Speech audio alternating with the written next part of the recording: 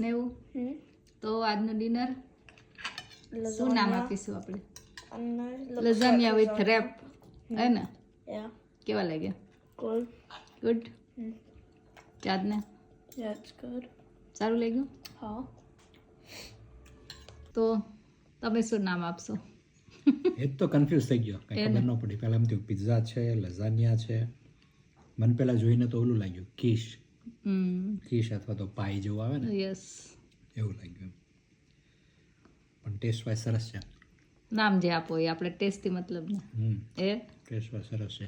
હા તો મોટો પીસ લેવાનો હતો, એ ને મોટો એ પડ્યો તમારા માટે જ છે. સરસ બને છે. એને તો આજે બનાવ્યા છે રેપ સાથે લઝાનિયા કાઇન્ડ ઓફ.